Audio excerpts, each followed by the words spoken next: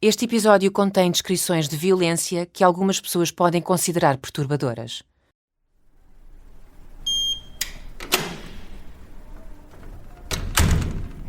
Eram 10 da noite quando o hóspede do quarto 3405 fez o check-in no Hotel Intercontinental.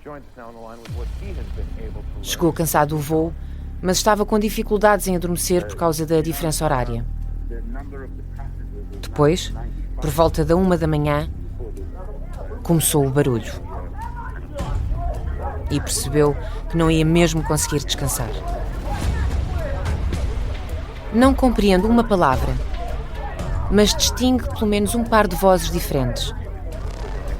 Ao que tudo indica, serão dois homens furiosos a discutir numa língua que não consegue identificar.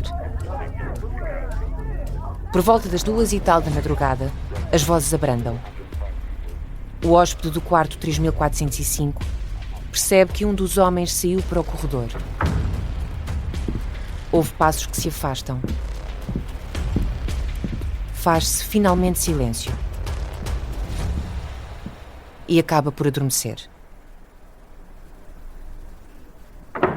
Entre as 6 e as 11 da manhã, acorda várias vezes, sempre com a porta do quarto vizinho a abrir e a fechar. Passa o resto do dia no hotel, a tentar descansar.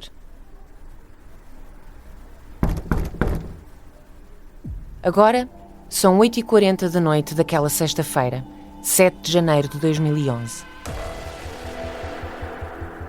É dos poucos hóspedes do 34º piso neste momento no hotel. Diz-lhe o agente da polícia de Nova Iorque que lhe bate à porta.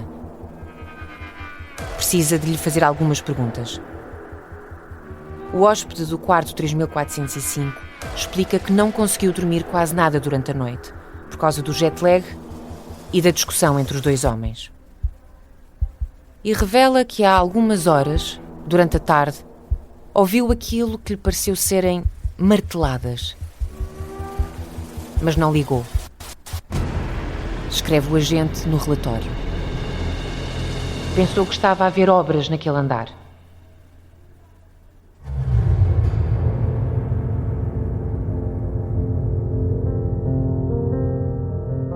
É o 10º dia de Carlos Castro e Renato Seabra em Nova Iorque. São 9h23 da manhã quando saem do quarto 3416. As imagens captadas pelas câmaras de segurança do hotel mostram que o cronista social segue à frente e Renato uns 3 metros atrás. Pela primeira vez desde que chegaram, não vão trocar uma única palavra à mesa do pequeno almoço. E Carlos Castro também não vai meter conversa com a empregada de mesa, que há de contar à polícia com detalhes, como naquela manhã os hóspedes portugueses estavam diferentes. Nos dias anteriores, o Sr. Castro normalmente tinha um sorriso no rosto. Era um pouco mais falador comigo. E naquele último dia, notei que havia tensão entre os dois senhores. Vai dizer em tribunal. Carlos Castro está sério e calado. Limita-se a fazer o pedido.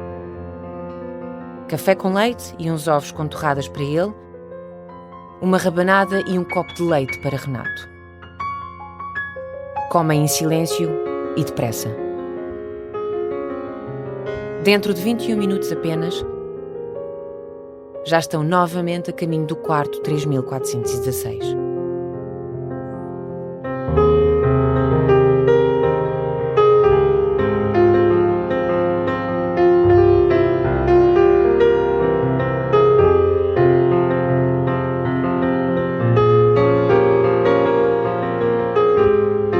Os ficheiros do caso Carlos Castro. É uma série para ouvir em 6 episódios que faz parte dos Podcast Plus do Observador. É narrada por mim, Joana Santos, com banda sonora original de Júlio Rezende. Episódio 5. 52 chamadas não atendidas.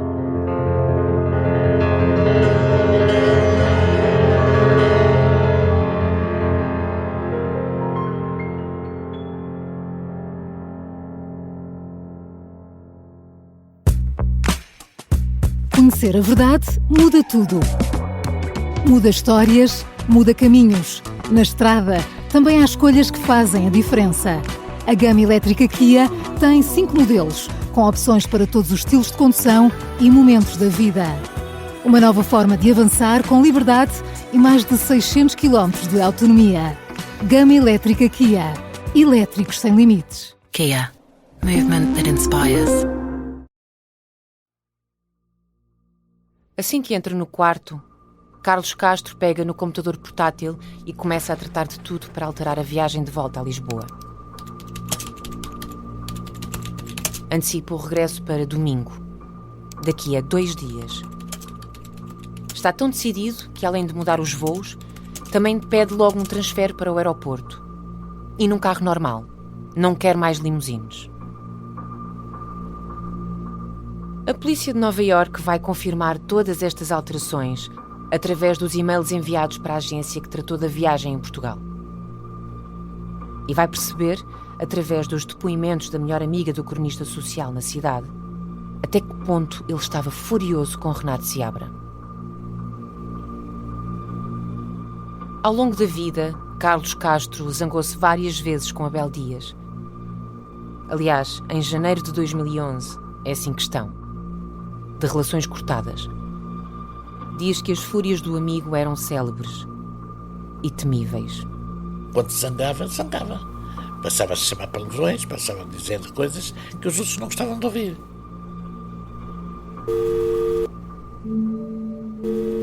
Ao 12h17, quando liga a Wanda Pires, Carlos Castro está sozinho no quarto. Conta-lhe tudo o que aconteceu durante a noite. Diz-lhe também que durante a madrugada Renato saiu do quarto. Seriam 2h da manhã quando resolveu ir ao ginásio do hotel.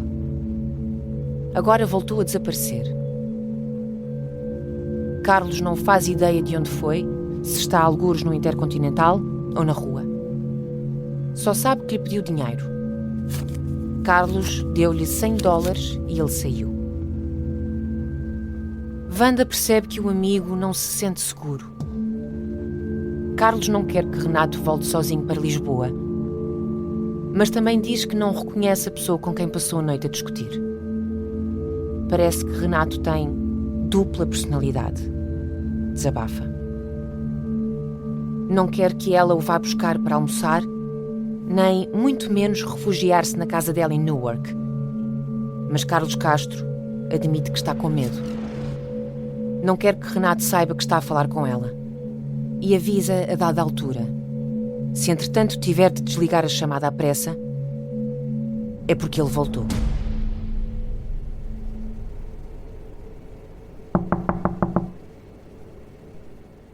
É 12h40. Do interior do quarto 3416 não vem um único som. Ninguém abre a porta. Ninguém pergunta quem é. A camareira já tinha tentado arrumar o 3416, mas seguiu para o quarto seguinte quando viu que o aviso não incomodar estava pendurado do lado de fora da porta. Agora já não está. Por isso volta a bater. Como ninguém responde, parte do princípio de que a suíte está vazia. A memória da fechadura eletrónica a que a segurança do hotel vai aceder mostra que a porta é aberta com a chave mestra que dá acesso a todos os quartos naquele andar, exatamente ao 12h41. Mal entra, vê um homem baixo, de cabelos brancos. Está de pé junto à janela, a olhar para a neve que entretanto começou a cair. Pergunta-lhe se pode arrumar o quarto e ele diz-lhe que sim. Fica ali no mesmo sítio, imóvel, a olhar lá para fora. Parece sereno. Há de recordar mais tarde à polícia a mulher, imigrante nos Estados Unidos. O hóspede explicou-lhe até que não tencionava sair do quarto por causa do frio e da neve. 10 minutos depois, a camareira dá o trabalho por terminado. O quarto não estava propriamente desarrumado, por isso limitou-se a fazer a cama e a limpar a casa de banho. Despede-se antes de sair. Pergunta ao homem se está tudo bem e ele, sempre com o olhar fixo para lá da janela, volta a dizer-lhe que sim. É 12h50. É a última vez que Carlos Castro vai ser visto com vida por alguém que não Renato Seabra. As câmaras de vigilância do hotel mostram que, neste momento, ele já está dentro do elevador, a subir rumo ao 34º piso. Um minuto depois de a camareira sair, o jovem aspirante a modelo de Cantanhede vai voltar a entrar no quarto.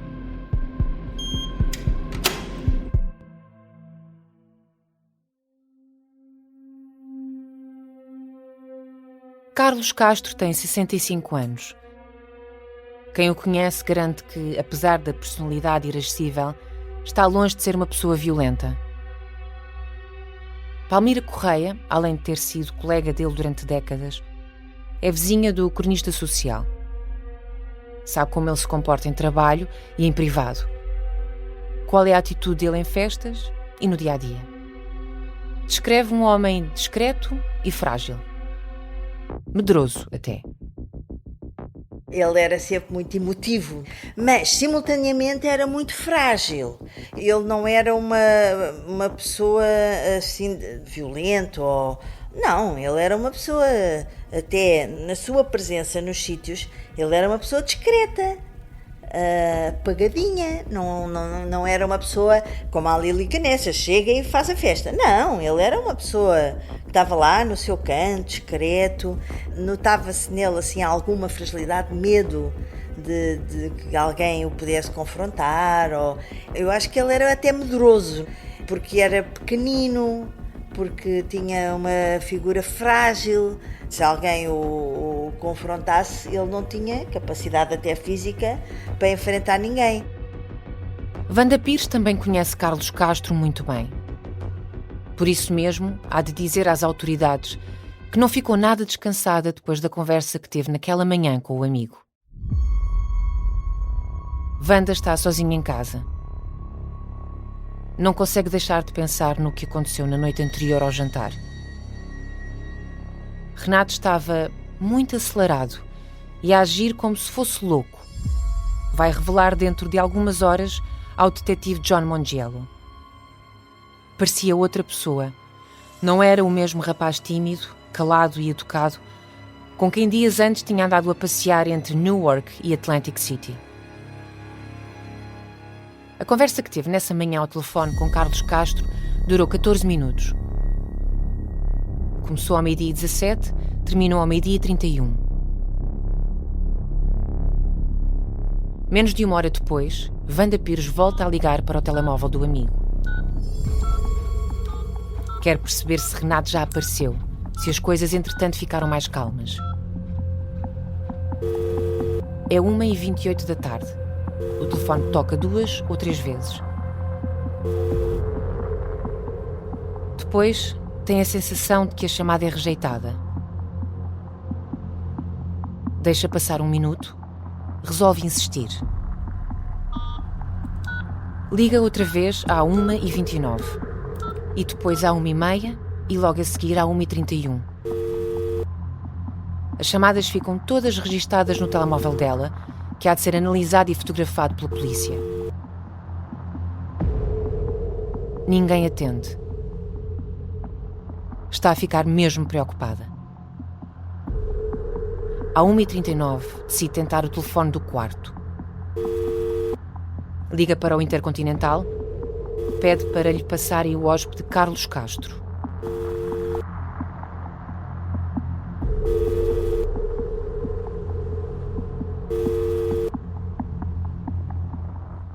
Nada também. Não sabe o que pensar. Mas tem a sensação de que algo de muito errado pode estar a acontecer dentro daquele quarto de hotel.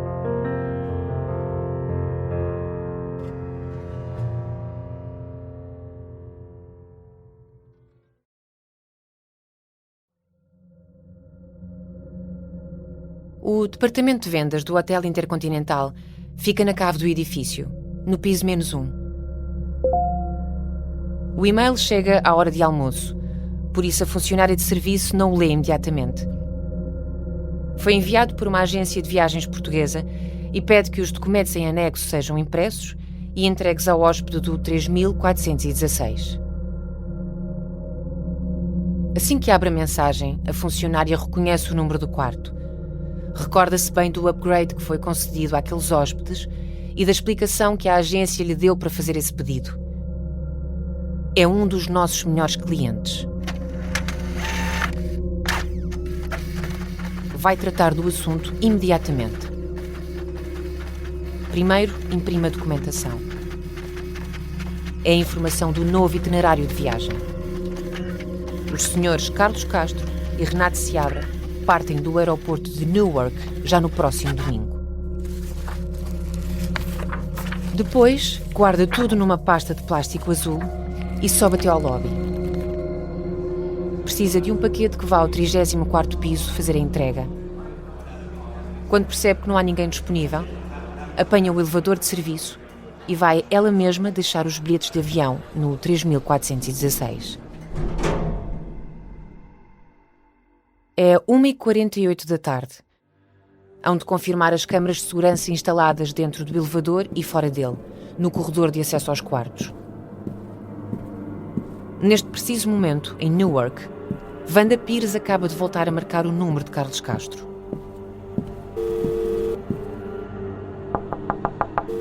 Não há nenhum aviso pendurado na porta do quarto.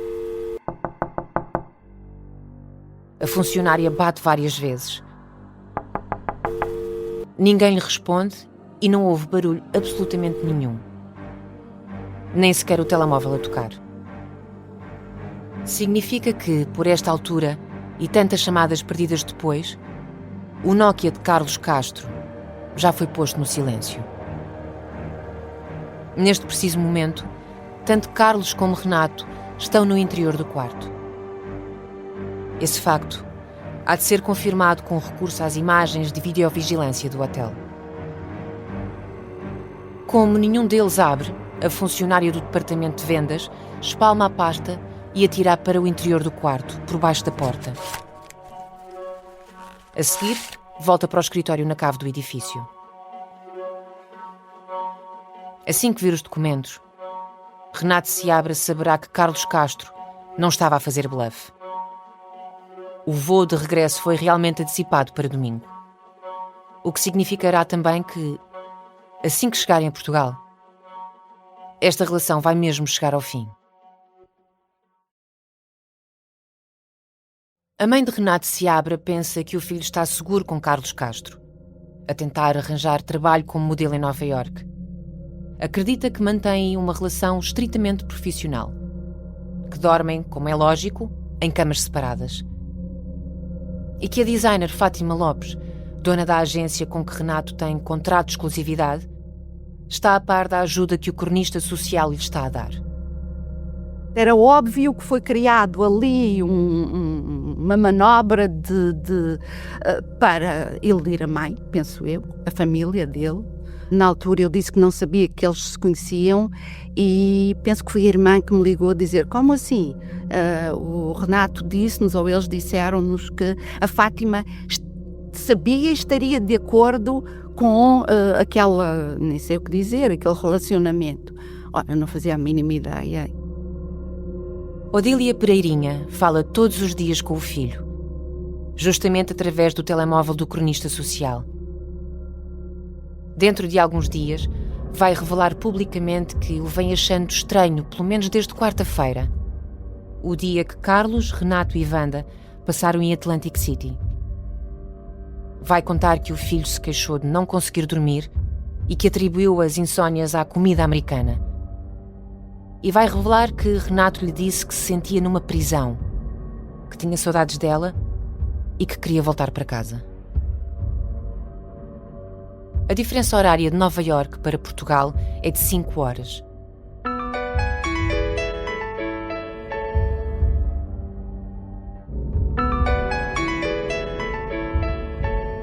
No dia do crime, há de contar Odília Pereirinha aos jornalistas, Renato ligou-lhe consideravelmente mais cedo do que o costume. Eram 7h30 da manhã em Nova Iorque, 12h30 em Lisboa, quando o telefone dela tocou. Do lado de lá, o filho repetiu as queixas dos últimos 2 dias. Não tinha dormido bem e continuava farto da comida. Horas mais tarde, há de contar também a mãe de Renato, o filho ter-lhe-á voltado a ligar. Agora, e pela primeira vez em 10 dias de férias nos Estados Unidos, do telemóvel de uma desconhecida, a quem Renato teria pedido ajuda na rua. Nessa breve conversa, Renato teria repetido: mal conseguia respirar, sentia-se numa prisão, queria muito voltar para casa. Teria dito à mãe: não te esqueças que te amo muito, que quero ir para Portugal. Só junto de ti estou em segurança. Odília Pereirinha diz que pediu a Renato que voltasse para casa, que usasse o dinheiro que tinha na conta bancária e que comprasse um bilhete só de ida para Portugal. A seguir garante que ligou a Carlos Castro e pediu-lhe satisfações. Perguntou-lhe o que tinha feito ao filho dela. Quando for tempo disso, não será apresentada em tribunal nenhuma prova destas alegadas chamadas telefónicas envolvendo a mãe de Renato Seabra.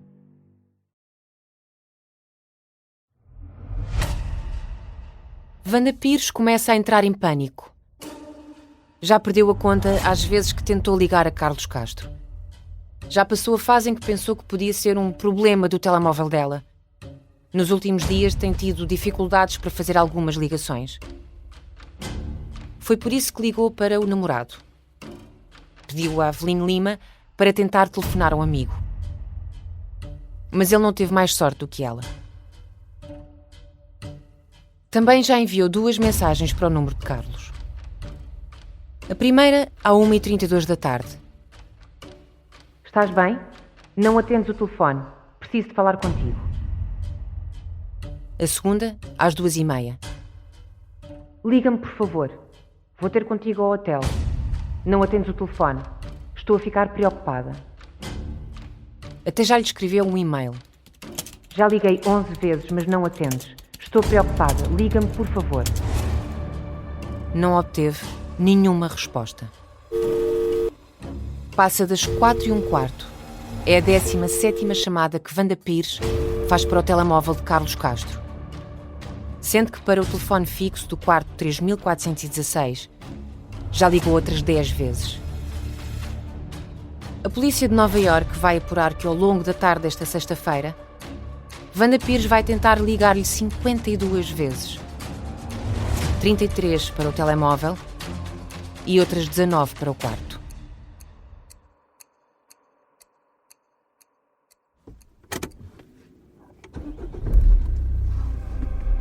Wanda Pires está tão preocupada que telefonou à filha e pediu-lhe que fosse com ela à cidade. Mónica conduz. Wanda continua a fazer chamadas sem parar. Demoram mais ou menos 1 hora no caminho. E mesmo depois de chegarem ao hotel, Wanda continua a tentar. São 6h15.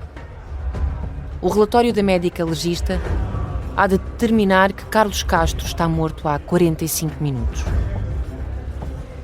Cruzam-se com o porteiro, que diz a Wanda que hoje ainda não viu o amigo dela. Primeiro procuram no lobby, depois no restaurante. Não encontram Carlos Castro nem Renato Seabra em lado nenhum. Wanda esteve ali uma série de vezes ao longo dos últimos dias, mas nunca foi ao quarto do amigo. Não faz ideia sequer do piso em que fica. Está ali, no lobby, desorientada, sem saber muito bem o que fazer. A filha, Mónica, conhece Carlos Castro desde miúda, mas como desta vez não chegou a encontrar-se com ele, também não foi apresentada a Renato Seabra. O que não significa que não seja capaz de o reconhecer. A mãe mostrou-lhe fotografias. E ela pode jurar que é mesmo ele quem acaba de sair do elevador.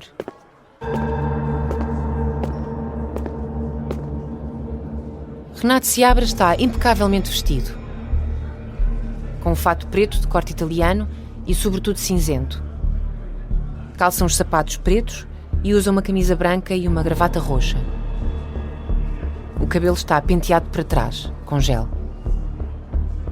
Wanda Pires está tão aflita que nem estranha a roupa dele. Quer saber onde está o amigo. Pergunta-lhe se Carlos está bem. Quer saber onde vai Renato e qual é o número do quarto deles. E reclama.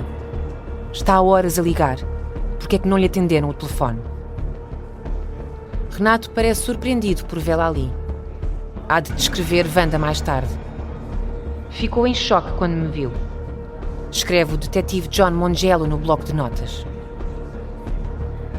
Responde-lhe que Carlos está lá em cima, mas hesita quando ela insiste em perguntar-lhe qual é o número do quarto em que estão instalados.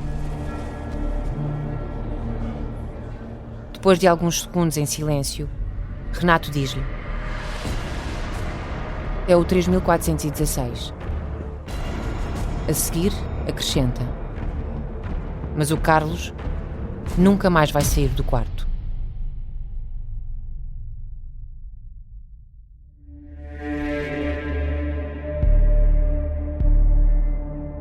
Recordo-me da Wanda ter dito que, como não sabia deles e não tinha notícias deles, que foi à recepção do hotel e que foi tentar perceber o que é que estava a acontecer.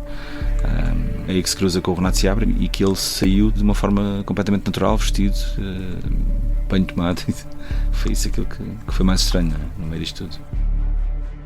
Rodrigo Freixo foi um dos inúmeros jornalistas que, nos dias que se seguiram, reconstituíram o momento em que Renato Seabra saiu calmamente do Hotel Intercontinental em Times Square.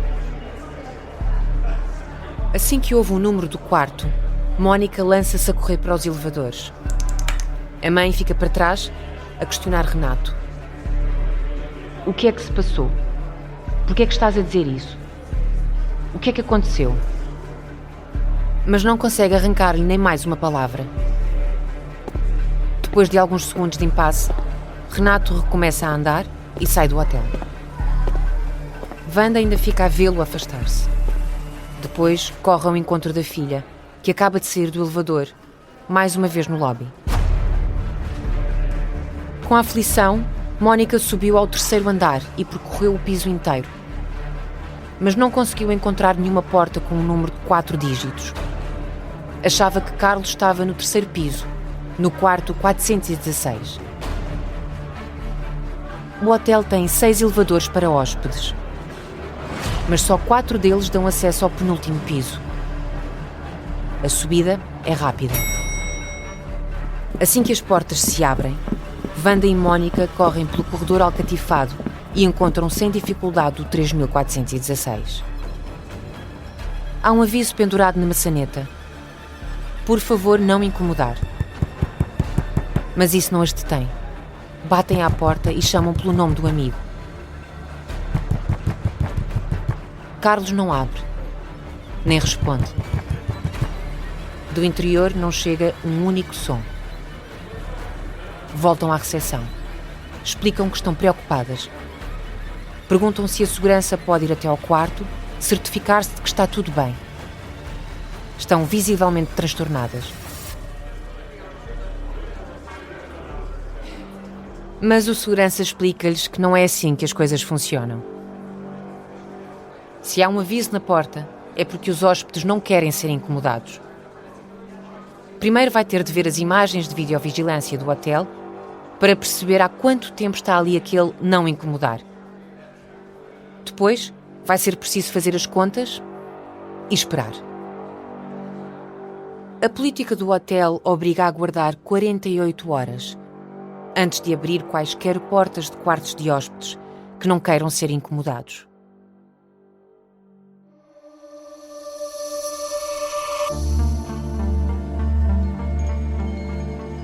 Os 19 telefonemas em 5 horas para aquele quarto ajudam. O departamento de segurança do hotel resolve aceder ao pedido das 2 portuguesas. Às vezes as pessoas esquecem-se de retirar os avisos. Em casos de emergência ou para confirmar se um hóspede está bem, as regras podem ser quebradas. vai explicar em tribunal o diretor de segurança do hotel, sexta testemunha da acusação.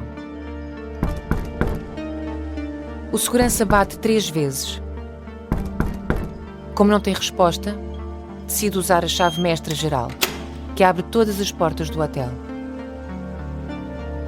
São 7 da tarde. Assim que entreabre a porta, vê que a alcatifa está manchada de vermelho vivo e percebe imediatamente. É sangue. Muito sangue. No chão do quarto e em toda a casa de banho. Quando abre a porta para trás, percebe que a cama está desfeita, há toalhas espalhadas, vidros no chão e mais manchas de sangue. Continua na soleira da porta, não chega sequer a entrar no quarto. Na direção dele, para lá da cama e em frente à janela, está um corpo caído. Imóvel, nu, de barriga para cima, ensanguentado, desfigurado e mutilado. O corpo está azul. Há de descrever o diretor de segurança do hotel quando ligar para o número de emergência, o 911. São 7h07 da tarde. Mais ou menos à mesma hora, há de apurar a polícia nessa noite, Renato Seabra estava junto à Penn Station, a entrar num táxi, rumo ao hospital.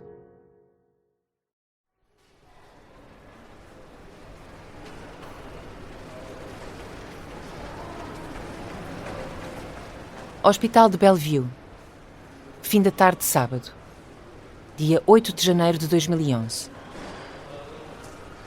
O corpo de Carlos Castro foi encontrado há praticamente 24 horas. Mas os detetives da polícia de Nova Iorque ainda não tiveram autorização para falar com Renato Seabra. O detetive Richard Tirelli está no hospital desde o meio-dia. Veio com 2 colegas. Michael de Almeida, detetive da Divisão de Criminalidade Automóvel, é um deles. Não tem nada a ver com o caso, mas é filho de imigrantes portugueses e intérprete certificado pela polícia da cidade. Por isso foi chamado para traduzir a conversa com o suspeito. Passa das 6 da tarde quando a administração do hospital autoriza a entrada dos detetives na ala psiquiátrica. Renato Seabra está sozinho no quarto, deitado na cama. Não está algemado. E, assegura o médico assistente, também não está nem medicado nem sedado. Pode responder às perguntas da polícia com total lucidez. A dada altura, pode ler-se no relatório do detetive Tirelli, o português pede ao médico e ao administrador-chefe do hospital, que ainda estão no quarto, para ser deixado a sós com os polícias. O detetive Michael de Almeida pergunta a Renato em que língua prefere falar. Depois, em português, lê-lhe os direitos de Miranda, os avisos que a polícia americana tem obrigatoriamente de fazer a todos os suspeitos sob custódia. Renato responde. Não se importa de não ter um advogado presente. E sabe que pode permanecer calado, mas prefere falar. Quer contar-lhes como matou Carlos Castro. Renato Seabra está sentado numa cadeira, de frente para Michael de Almeida. Está calmo, cooperante e confortável. Vai descrever o detetive luso-descendente em tribunal. Durante as 2 horas seguintes, revela tudo o que lhe aconteceu ao longo dos últimos 3 meses.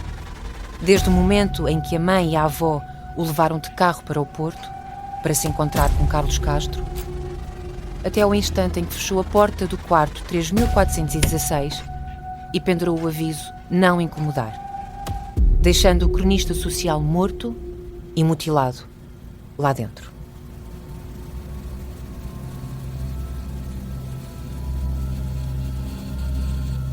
Renato regressa ao dia anterior. 12h51. Assim que ele entra no quarto, Carlos diz-lhe que já tratou de tudo. vão voltar para Portugal já depois de amanhã. E não dentro de uma semana. Estão a discutir há horas, desde a noite anterior. Porque Renato lhe disse que tinha dúvidas sobre a relação deles. Aliás, porque Renato lhe disse que tinha dúvidas sobre a própria sexualidade. Acho que já não sou gay. Renato nem sequer acredita que a viagem tenha mesmo sido alterada. O mais certo é que Carlos esteja a inventar. Mas pouca diferença faz. A discussão vai recomeçar.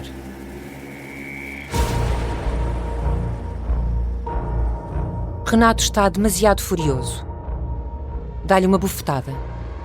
Depois, agarra Carlos por trás e prende-o pelo pescoço, até o deixar estendido no chão. Precisa de impedir que o vírus da homossexualidade se espalhe pelo mundo, diz aos detetives. Já não é gay. Tem de acabar com o demónio. Se eu lhe cortar os testículos, tudo no mundo vai ficar bem. Nem se apercebe se Carlos grita por ajuda ou se lhe pede que pare. Está concentrado naquilo que tem de fazer. As fotografias tiradas pela polícia na cena do crime vão mostrar que numa das secretárias do quarto há caixas com frutos secos, doces e chocolates, copos baixos e de pé alto, uma garrafa de vinho tinto pequena e, ao lado, um saca-rolhas clássico, todo em metal. Renato conta que agarra primeiro no saca-rolhas, esfaqueia Carlos Castro na cara e na zona das virilhas. A seguir pega na garrafa de vinho, acerta com ela na cabeça do cronista social, uma e outra vez. E depois volta à arma número 1. Com o saca-rolhas, arranca-lhe os testículos. Com o monitor do computador do quarto de hotel, continua a bater-lhe violentamente na cabeça e no rosto. Quando abranda, percebe que Carlos ainda continua a respirar.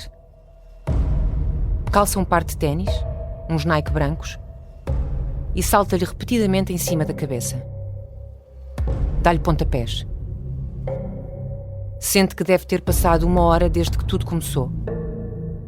Não consegue ter a certeza do tempo. Ao que tudo indica, Carlos Castro morreu. Agora, Renato Seabra está calmo. Despe-se. Pega num pedaço de vidro partido e pressiona-o contra a própria pele. Faz uns cortes nos pulsos. Mete-se no duche. Depois de tomar banho, veste o fato preto, põe a gravata.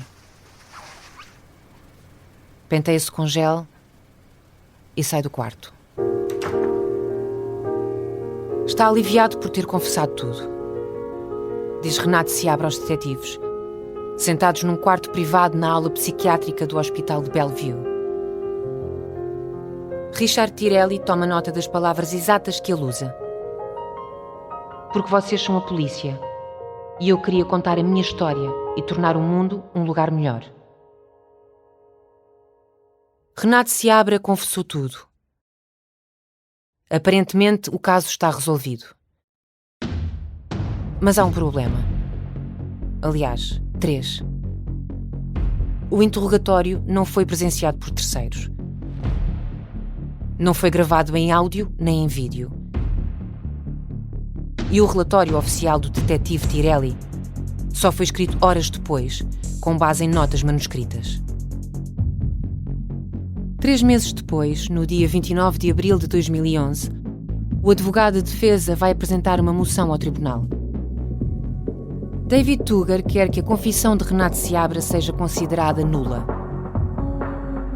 Se o juiz aceitar, nada daquilo que os detetives dizem que Renato Seabra disse poderá ser usado em julgamento. Mas essa é uma história para o último episódio. O observador tentou falar com o pai, a mãe, a irmã, com o antigo e o atual advogado e com o próprio Renato Seabra. Nenhum deles aceitou ser entrevistado. No próximo episódio, time went on. Com o passar do tempo, e tanto quanto o Renato sabia, a carreira dele estava na mesma, apesar de estar a cumprir a sua parte do acordo com o Sr. Castro. Bargain with Mr. Castro. O Renato estava apático. Ele parecia que não estava lá. Era outra pessoa, era um estranho naquela sala, parecia que estava a viver noutro mundo. Até hoje, gostava muito de perceber o que aconteceu.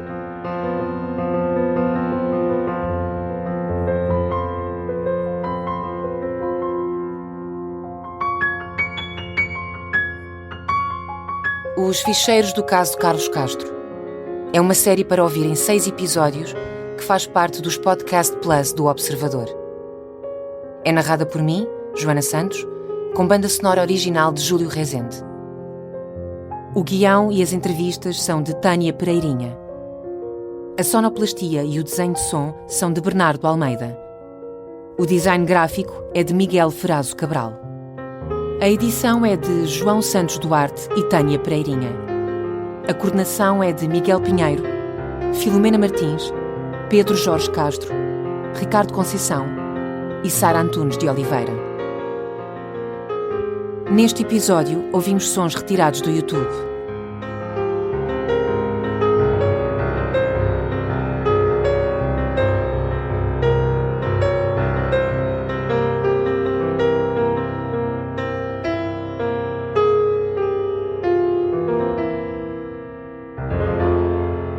Podcast Plus do Observador. É mais do que um podcast.